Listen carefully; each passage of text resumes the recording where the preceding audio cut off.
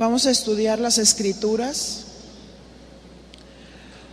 tomando siempre a Cristo Jesús como nuestro centro, el centro de nuestra vida, de nuestra predicación. Y comparto en esta mañana un tema que se llama Cristo crucificado y resucitado. Y dice el verso 1, 1 Corintios 15, 1: además os declaro, hermanos. Voltee con su compañero y diga: ¿es hermano o primo? Si es hermano, pues es para nosotros, ¿verdad? Si es primo, pues tiene la oportunidad con el Señor. Os declaro, hermanos, el evangelio que os he predicado, el cual también recibisteis, en el cual también perseveráis. Esta palabra declaro, del griego agnorizo, significa el evangelio que os he predicado, o sea, les he dado a conocer. La definición es el evangelio que les he dado a conocer. Esta es la demanda para los ministros de Dios: dar a conocer el evangelio de Jesucristo.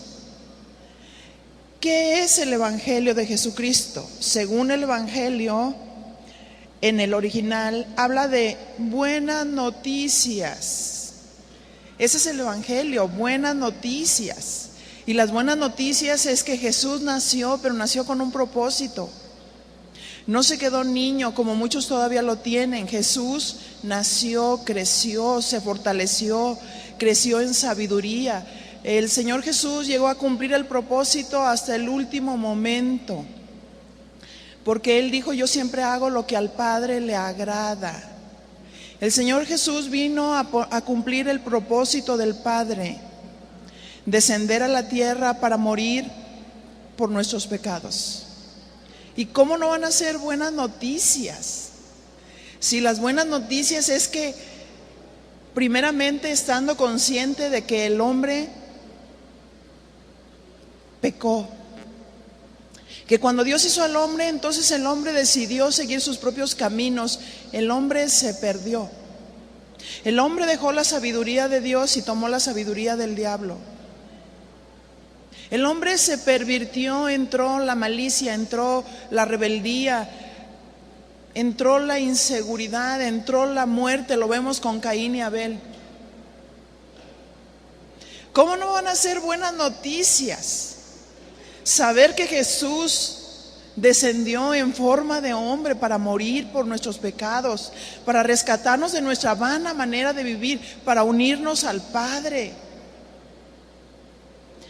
¿Cómo no van a ser buenas noticias? Por eso San Pablo dice: les declaro que les he dado a conocer el evangelio. No admito otra cosa que no sea el evangelio. Si somos ministros de Jesucristo, predica el evangelio.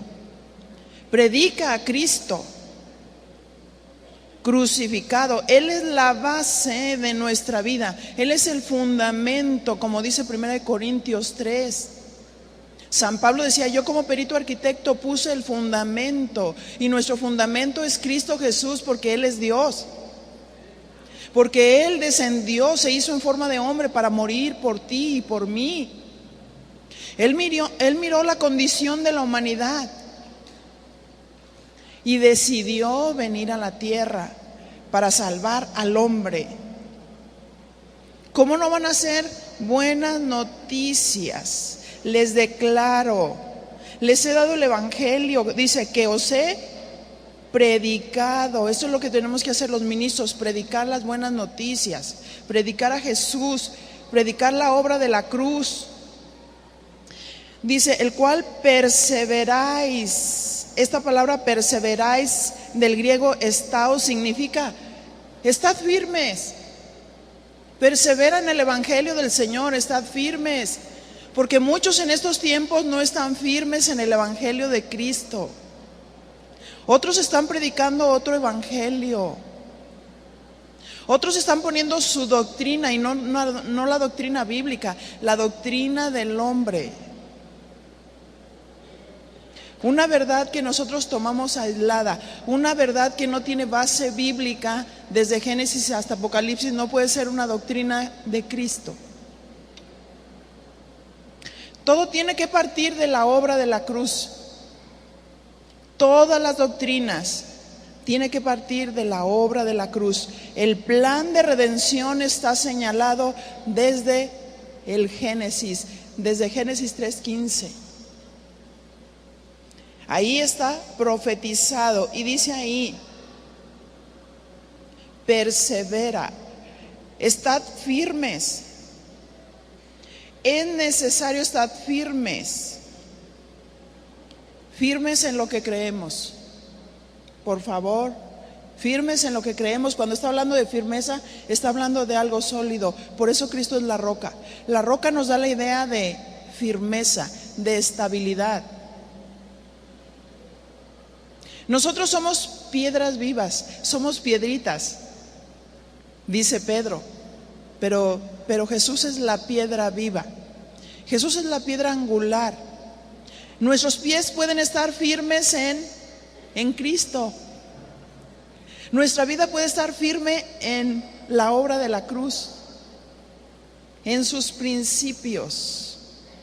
Si alguien ha quitado Cristo del centro y la doctrina llega a ser en primer lugar de su vida, es alguien que tarde o temprano su vida se va a empezar a deslizar. ¿Por qué? Porque nos lo dice Mateo 7:24 cuando habla de los dos cimientos.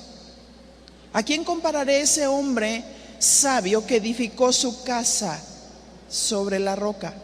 Y cuando vinieron lluvias y ríos y corrientes, está simbolizando los problemas de la vida. Y la casa no cayó. La casa se está refiriendo a la familia, porque estaba fundamentada sobre la roca, estaba fundamentada sobre Cristo, sobre la palabra de Dios. Toda familia tiene esperanza en Cristo. Toda persona que mira a Cristo, toda persona que cree en el Evangelio, en la obra de la cruz, se arrepiente genuinamente de sus pecados, su vida cambia. 1 Corintios 1:18, porque la palabra de la cruz es locura a los que se pierden, pero a los que se salvan, esto es, a nosotros es poder de Dios, ¿verdad? El Evangelio es poder de Dios para nosotros, poder de Dios para transformar una vida. ¿Cuántas veces intentamos cambiar en nuestra propia fuerza? Una y otra vez. Y hacíamos promesas y hacíamos votos y decías: ahora sí ya no me voy a poner verde. Ahora sí no me voy a dejar llevar por la ira. Ahora sí no voy a ser grosero. Ahora sí ya no voy a fornicar. Ahora sí. Hacíamos votos, hacíamos promesas. Pero cuando conocimos al Señor Jesús, el Evangelio es poder de Dios para salvación. Él es el que tiene el poder, el Evangelio de Jesucristo, para unirnos con Dios.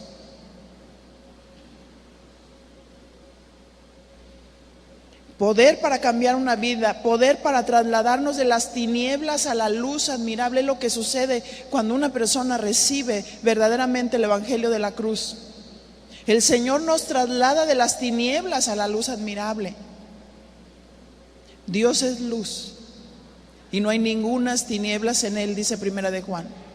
Dios es luz o hay tinieblas. Nuestra vida no es en medias tazas. No podemos ser santos pecadores. El que es nacido de Dios no practica el pecado, porque tiene la naturaleza nueva, tiene la naturaleza de Dios. 1 Corintios capítulo 15 verso 2. Y dice así: por el cual asimismo, si retenéis la palabra que os he predicado, sois salvos, si no creísteis en vano. Esta palabra retener, del griego katejo, significa sostener, poseer, sujetar, mantenerse firme, apoderarse. Si sujetas la palabra, si la sostienes, si la posees. Esto habla de retener, no permitir que nadie te la robe, que ningún concepto humano te la quite. Sosténla, reténla. Reténla ahí en tu mente y en tu corazón. Estaba yo recordando cómo vino en alguna ocasión una mujer y decía, estoy feliz. Y le decía, sí, ¿por qué estás feliz? Es que fíjate que fue un evento de mujeres y estoy feliz porque ya nunca más voy a decir malas palabras. Y yo le dije, sí, ¿qué pasó? Cuéntame, ¿qué aprendiste? Y me dijo, pues es que fui a ese evento y me ungieron la lengua y ya nunca más voy a decir malas palabras. Creo que el Evangelio de Cristo no es fanatismo. Creo que la palabra de Dios dice que nuestra palabra debe ser sazonada con sal. También dice que todo lo que hablemos, según Efesios, sea para edificación, para dar gracia al que nos oye. Pero también entendemos que el conflicto está en el corazón. Porque dice Mateo, de la abundancia del corazón habla la boca. Porque del corazón es donde salen los malos pensamientos, los hurtos, los homicidios, los adulterios, todo sale del corazón.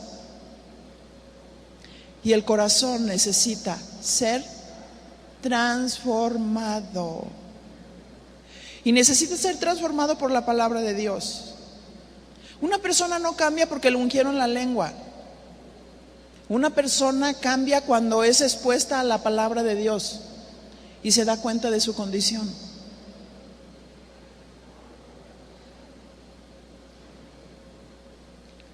Cuando escuchamos la palabra, entonces tenemos la esperanza de tener la convicción que solamente viene a través del Espíritu Santo. Donde Juan 16 dice que el Espíritu Santo viene para convencer de pecado, de justicia y de juicio. Así es que hay que retener la palabra, hay que sujetar la palabra, no permitir que te quiten el Evangelio, no permitir que te fanaticen.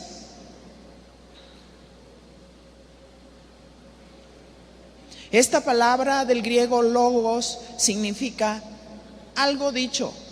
Habla de la expresión divina.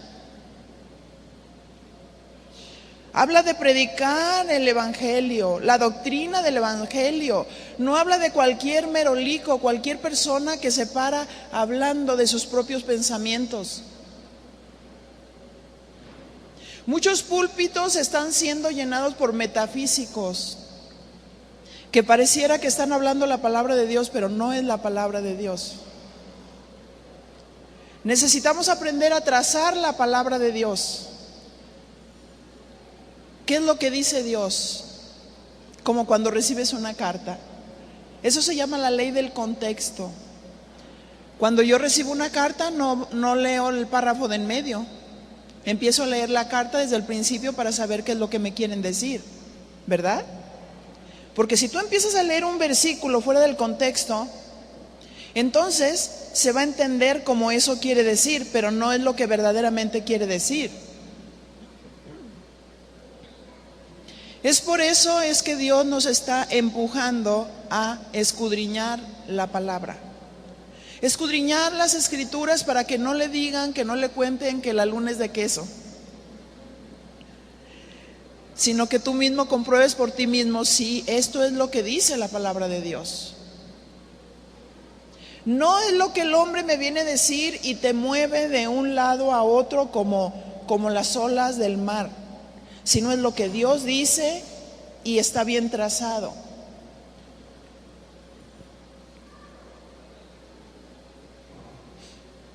Si retienes la doctrina, el mensaje de la cruz, el evangelio de Jesucristo, serás salvo.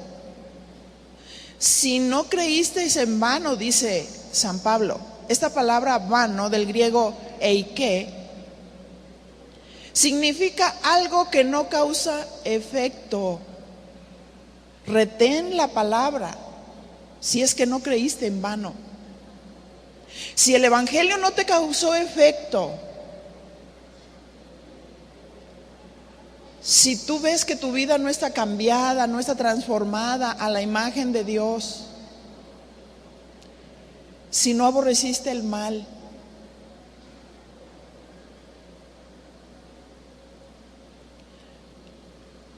si no se está reteniendo la palabra del evangelio,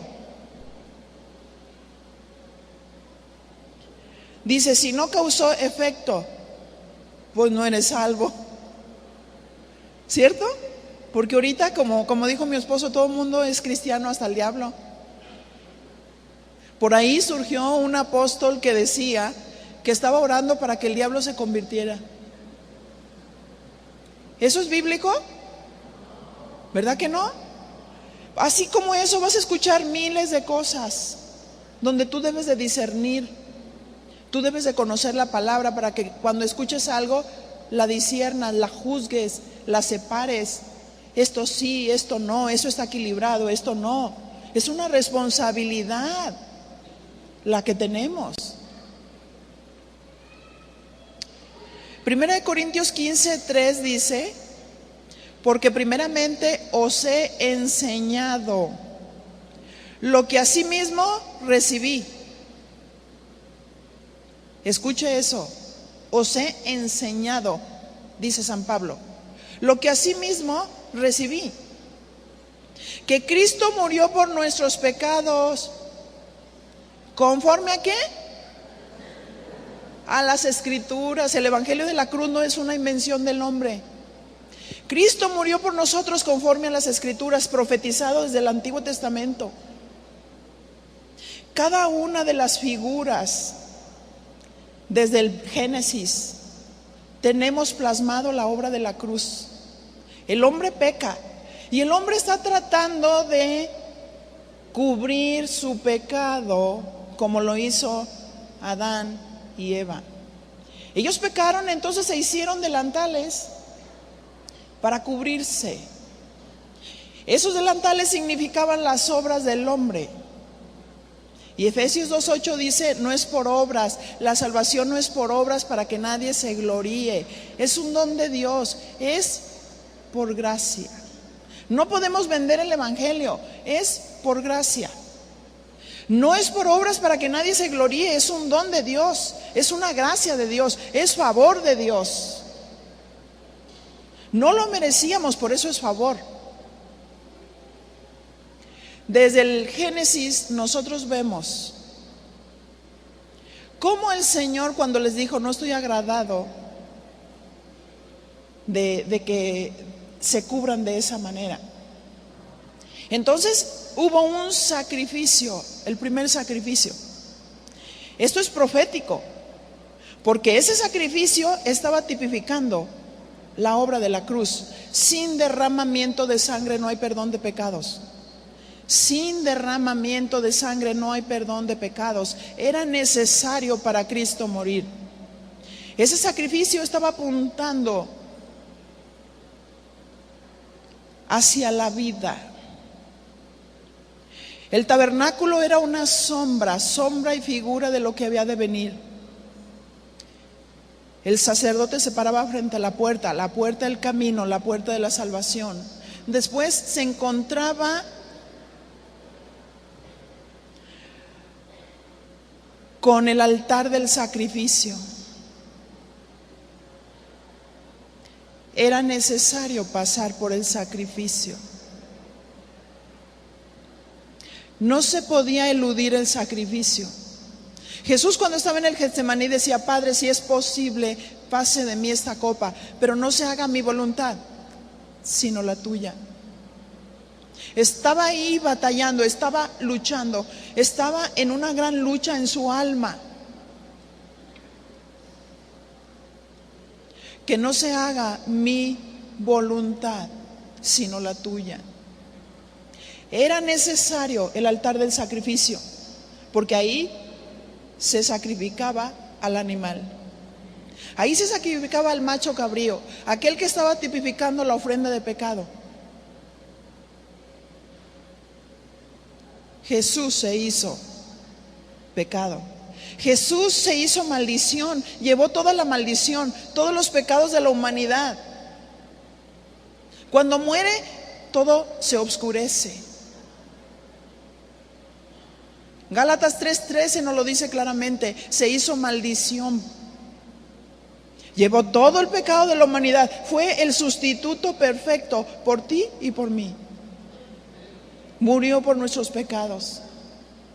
Era imposible para el hombre a través de sus propias obras, que dice la Biblia que nuestras obras son como trapos de inmundicia. Esos trapos que usaban los leprosos. Esos trapos malolientes, esos trapos no deseables.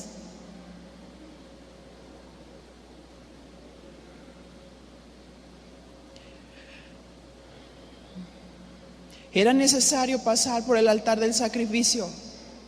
Al creyente es necesario la negación. Señor, tengo tu marca, soy sellado por tu Espíritu Santo, he nacido de Dios, sí, pero necesitas pasar por el altar del sacrificio. Esto es algo figurado. Hablando de la negación, si alguno quiere seguirme, niéguese a sí mismo. Tome su cruz y niéguese a sí mismo y sígame.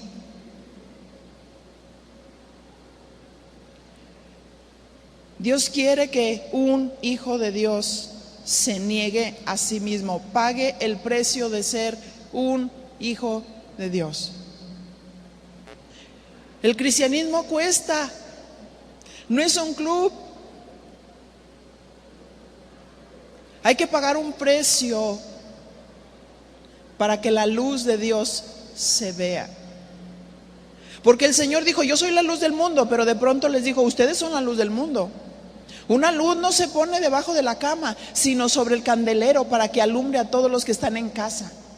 Tenemos la luz activa y tenemos la luz pasiva. La luz activa es predica el evangelio verbalmente. La luz pasiva es deja que miren en ti, a través de tu vida y de tu ejemplo, la luz de Dios.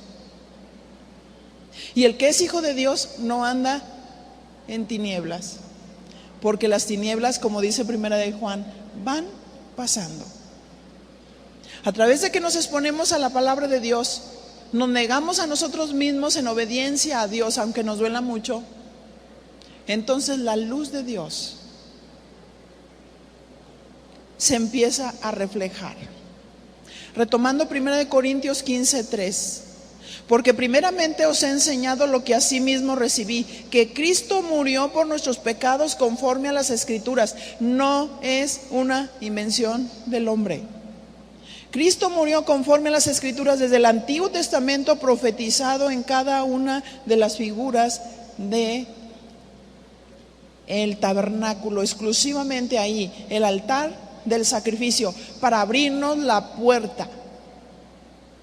Jesús, la puerta del camino, la puerta de la salvación. Todo ese recorrido era necesario pasarlo hasta llegar a la puerta de la vida. Juan 14:6 dice, y Jesús dijo, yo soy el camino y la verdad y la vida, y nadie viene al Padre si no es por mí, dijo Jesús. Es a través de la obra de la cruz que viene un nuevo nacimiento. ¿Qué sucedió con aquel hombre Nicodemo en Juan capítulo 3? Un fariseo, un principal entre los judíos que vino a Jesús de noche. Era alguien que conocía la ley. Hay muchos teólogos que no son salvos. Hay algunos teólogos que tienen preparación, pero no todos son salvos. Nicodemo conocía la ley, sin embargo, Él fue a Jesús de noche porque quería conocerlo.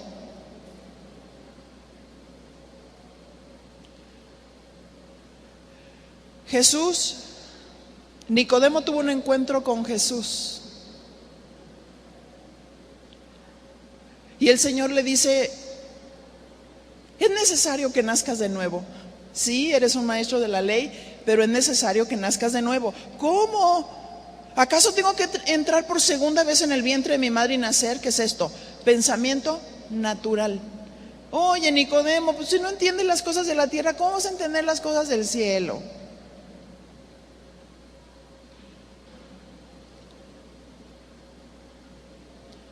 El viento sopla de donde quiere y oye su sonido, mas no sabes ni de dónde viene ni a dónde va. El viento del Espíritu, una característica del Espíritu Santo, hablando de la guía de Dios en la vida de Nicodemo, diciéndole: yo voy a tomar tu vida, no importa quién seas, no importa tu posición, no importa tu rango, a Dios no le importa qué religión profesemos. Pero si alguien está dispuesto a buscar a Jesús, si alguien está dispuesto a humillarse, a reconocer quién es Dios y arrepentirse de sus pecados, alcanzará salvación. Así es que eso estaba profetizado.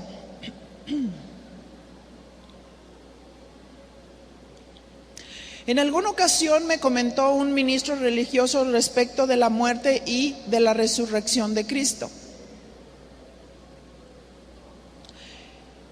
Y le pregunté: ¿qué piensas tú de la obra de la cruz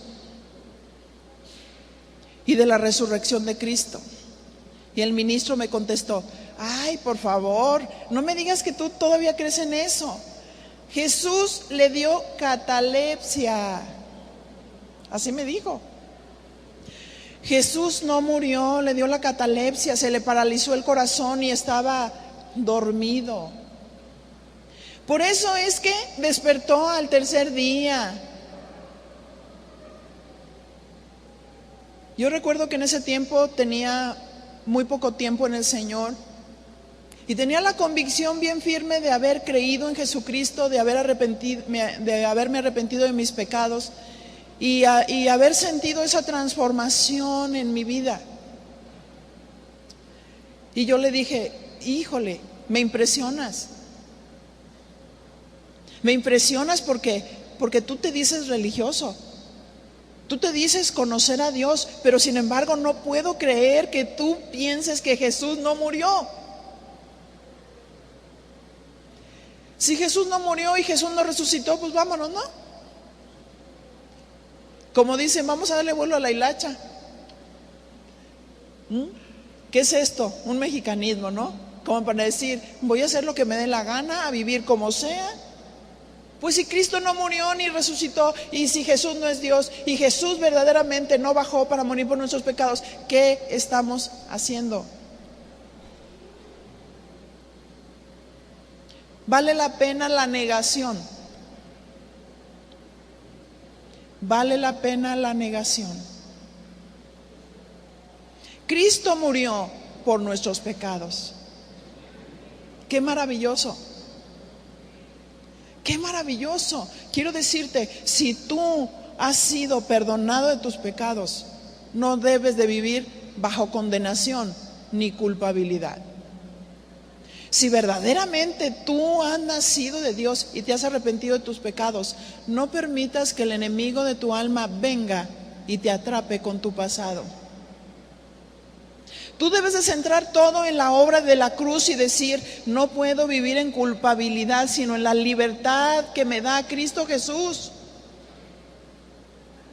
No puedo vivir bajo la condenación, porque Dios es el que justifica, el enemigo es el que condena. Si verdaderamente te has arrepentido de tus pecados, la sangre de Cristo ha borrado todo pecado, ha quitado todo pecado. No solamente los ha borrado, como en el Antiguo Testamento, los ha quitado completamente.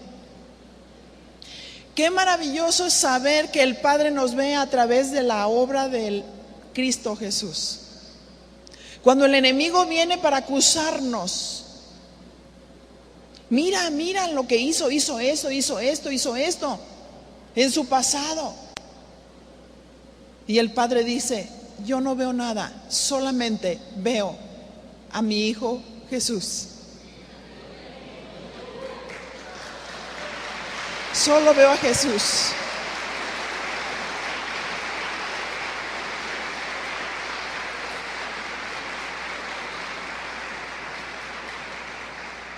Como dice Colosenses 2, que Él clavó el acta de los decretos que había contra nosotros.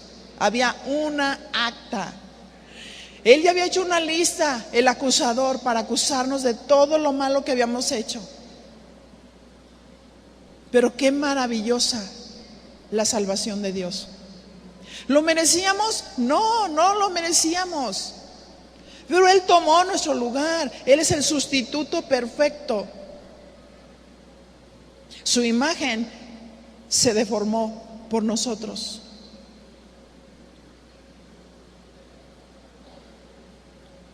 Qué tremendo.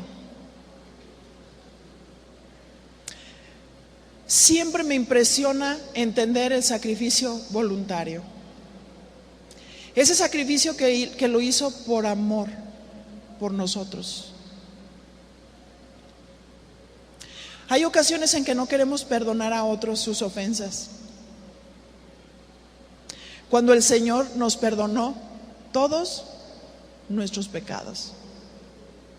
Y lo maravilloso es saber que Cristo Jesús no nos culpa. Cuando el hombre y la mujer, y más la mujer, se vuelve histórica, ¿verdad? Y empieza a reprochar todo lo que ya quedó atrás.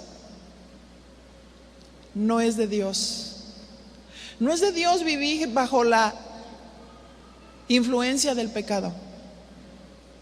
No es la voluntad de Dios vivir con amargura. No es la voluntad de Dios vivir con el resentimiento, el odio. Cristo nos perdonó. Y dice que si nosotros no perdonamos la oración del Padre Nuestro, Dios no nos va a poder perdonar a nosotros. Él va a retener si tú no perdonas.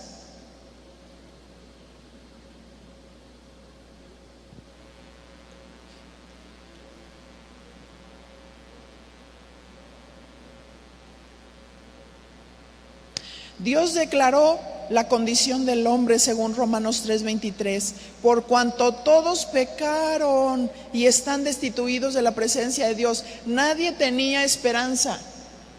Nadie tenía esperanza. No teníamos esperanza. Caminábamos sin Dios. Estábamos destituidos de la presencia de Dios desde el momento en que Adán y Eva pecaron. El Señor los saca del huerto del Edén y puso una espada refulgente ahí para que ellos no vivieran para siempre en el pecado. Dios tenía trazado un plan, la redención del hombre, el rescate del hombre. Si estamos buscando héroes, mira a Jesús. Mira a Jesús. Mira su obra, mira su hazaña, mira sus proezas. Le arrebató al enemigo el botín. El enemigo pensaba que había dejado a Jesús ahí en la cruz. Y se reían y lo escarnecían. Cuando estaba dentro del plan de Dios, su muerte. El enemigo no es omnisciente, el enemigo no lo conoce todo. El enemigo solamente fue un instrumento en las manos del Dios soberano para cumplir el propósito del Padre. El enemigo dijo: ya se acabó todo aquí. Mirando a Jesús allá en la cruz clavado.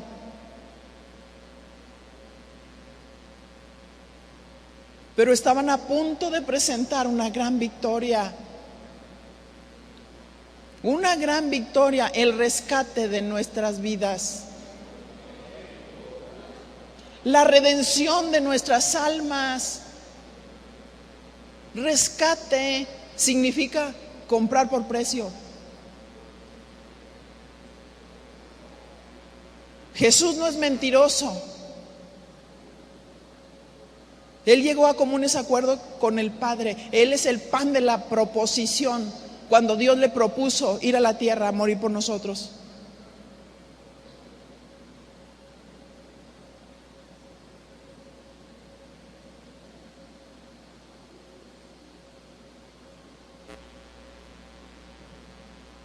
Romanos 3:24 dice que somos justificados gratuitamente por su gracia, mediante la redención que es en Cristo Jesús. Nos compró por gracia. ¿Cómo que vende la salvación? ¿Cómo que vende las dádivas que Dios hizo cuando veía y tenía compasión por la gente y sanaba a los enfermos? ¿Cómo que te cobro porque recibas el Espíritu Santo? ¿Cómo que te cobro para ser sano? Donde recibimos el Evangelio gratuitamente por su gracia. Por la redención le costamos a Jesús. Le costamos su sangre preciosa. La derramó, se dejó morir, matar por ti y por mí.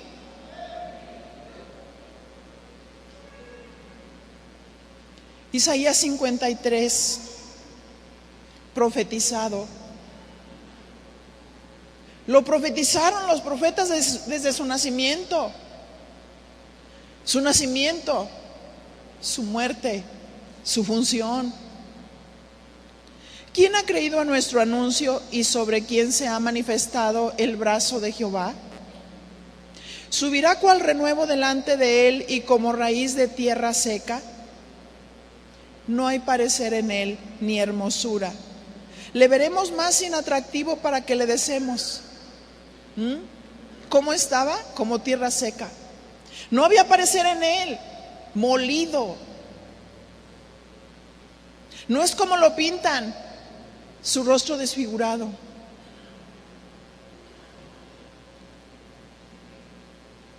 Humillado.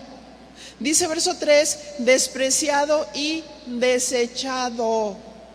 Hay algunos que están amargados porque se sienten despreciados. Despreciados por otros ministros, despreciados por tus padres, despreciados por los vecinos. Pero Jesús fue despreciado y desechado entre los hombres. Varón de dolores, experimentado en quebranto. Le dolió. En la carne le dolió los golpes. Cuando le golpearon con una caña en la cabeza. Cuando lo escarnecieron y lo escupieron, cuando lo abofetearon. Lo hizo por ti. Varón de dolores, experimentado en quebranto, y como que escondimos de él el rostro. Fue menospreciado y no lo estimamos. Ciertamente llevó él nuestras enfermedades y sufrió nuestros dolores. Y nosotros le tuvimos por azotado, por herido de Dios y abatido. Mas él, herido fue por nuestras rebeliones. ¿Por qué fue herido? Por nuestras rebeliones. ¿Cuántas veces somos rebeldes? ¿Cuántas veces no queremos reconocer ninguna autoridad? Eso es satánico.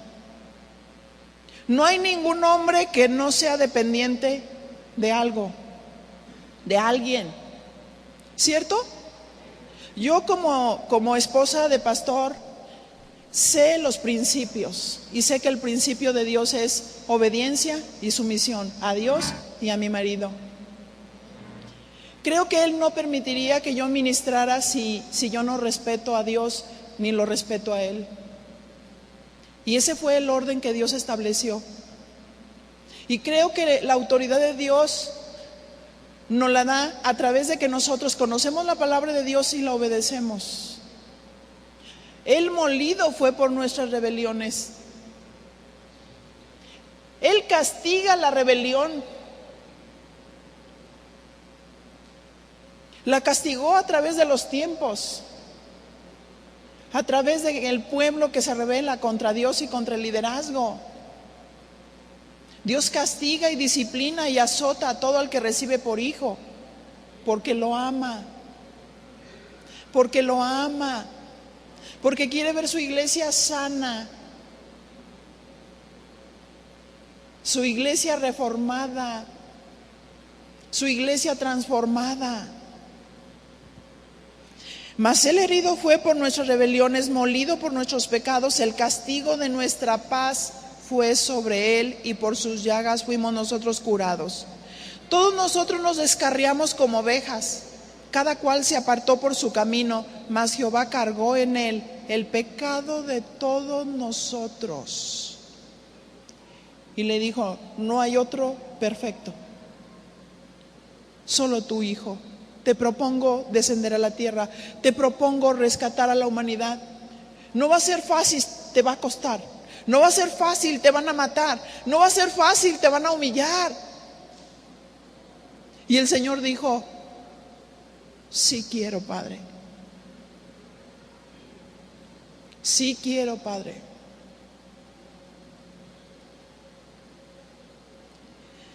Ese es el amor impresionante, el Dios infinito. Desciende en forma de hombre, caminó aquí en la tierra.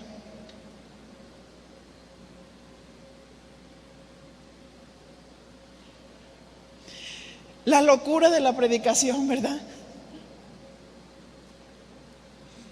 Por la obra de la cruz vamos a ser salvos. No por la filosofía, no por la psicología, no por el humanismo, no por los grandes pensadores, no, por la obra de la cruz. 1 Corintios 15:4, retomando el pasaje.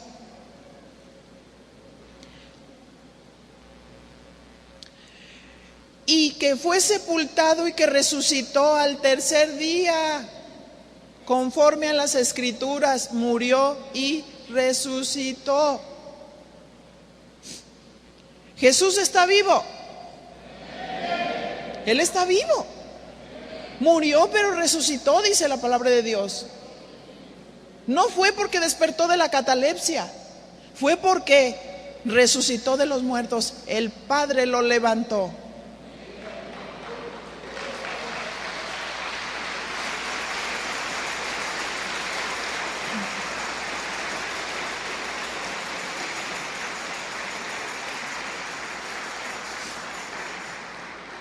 Verso 5 dice: y que apareció a Cefas y después a los 12.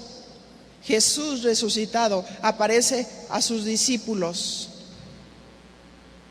Después apareció a más de 500 hermanos a la vez, de los cuales muchos viven aún, y está hablando de ese tiempo, y otros ya duermen. Tenemos las pruebas de un Dios vivo y resucitado. Después apareció a Jacobo, después a todos los apóstoles. No solo experimentaron el Cristo crucificado, pero también el Cristo resucitado.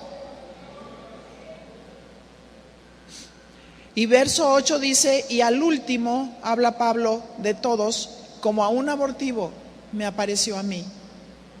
Porque yo soy el más pequeño de los apóstoles, que no soy digno de ser llamado apóstol, porque perseguí a la iglesia de Dios. Pablo reconoce sus pecados. Pablo dice: fui malvado, pero reconoce la gracia de Dios. Pero por la gracia de Dios soy lo que soy. Y su gracia no ha sido en vano para conmigo. Antes he trabajado más que todos ellos, pero no yo, sino la gracia de Dios conmigo. ¿Qué sucede con los ministros de hoy? Hacen a un lado la luz de Dios, la gracia de Dios, y ellos se ponen en el centro y piden pleitesía como si fueran dioses. Hoy no pasa como como lo que le pasó a aquel rey en el Nuevo Testamento cuando dijo, voz de Dios y no de hombre, y cayó comido de gusanos.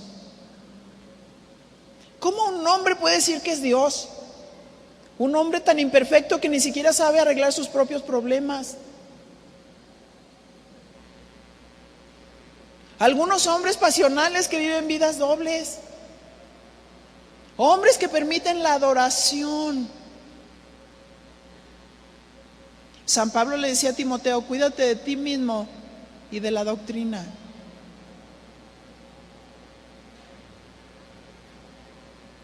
Cuídate de ti mismo. Solo somos vasos, vasijas de Dios, donde ha sido depositada la gracia. Cada vez que San Pablo tenía la tentación de decir, hice esto, aquello, no, pero no yo, sino la gracia de Dios en mí. Un siervo de decir, si no fuera por el Señor, ¿qué sería yo? Si no fuera por el Señor, no podría ver el tropiezo del enemigo. Si no fuera por el Señor, no podría servir con esa sabiduría. Si no fuera por el Señor.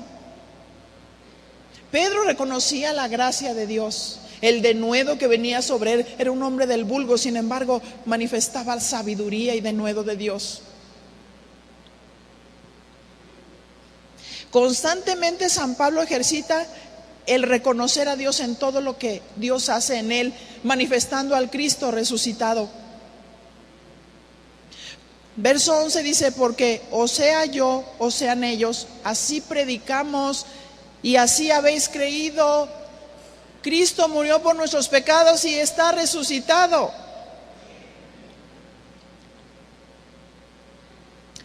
Verso 12, pero si se predica de Cristo que resucitó de los muertos, ¿cómo dicen algunos entre vosotros que no hay resurrección de muertos? Porque si no hay resurrección de muertos, tampoco Cristo resucitó. Y si Cristo no resucitó, vana es entonces nuestra predicación, vana es también vuestra fe. ¿Se fija? Unida la cruz de Cristo con la resurrección. Y somos hallados falsos testigos de Dios porque hemos testificado de Dios que Él resucitó a Cristo, al cual no resucitó, si en verdad los muertos no resucitan. ¿Cuántos creen que vamos a resucitar? Enfatiza la muerte y la resurrección de Cristo. Verso 16 dice, porque si los muertos no resucitan, tampoco Cristo resucitó. Y si Cristo no resucitó, vuestra fe es vana y aún estáis en vuestros pecados. Entonces también los que durmieron en Cristo perecieron. Y si en esta vida solamente esperamos en Cristo, somos los más dignos de conmiseración de todos los hombres. O sea, si Cristo no resucitó, ¿verdad? Tú dile a tu compañero, si no resucitó, miserable de ti.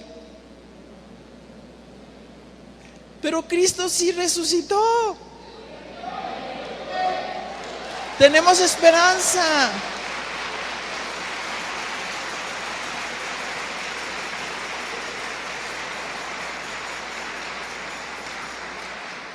Y dice así, mas ahora Cristo ha resucitado de los muertos, primicias de los que durmieron hechos. Porque cuanto la muerte entró por un hombre, también por un hombre la resurrección de los muertos. Porque así como en Adán todos mueren, también en Cristo todos seremos vivificados. Pero cada uno en su debido orden. Cristo las primicias, luego los que son de Cristo en su venida, luego el fin, cuando entregue el reino de Dios y Padre y cuando haya suprimido todo dominio, toda autoridad y toda potencia. Porque preciso es que Él reine hasta que haya puesto a todos sus enemigos debajo de sus pies. Y el postrer enemigo que será destruido es la muerte. Pero luego que todas las cosas le estén sujetas, entonces también el Hijo mismo se sujetará al que le sujetó a Él todas las cosas, para que Dios sea todo en todos. Y nos pasamos a 1 Corintios 15, 50 y aquí estamos concluyendo. Pero esto digo, hermanos, que la carne y la sangre no pueden heredar el reino de Dios, ni la corrupción hereda la incorrupción.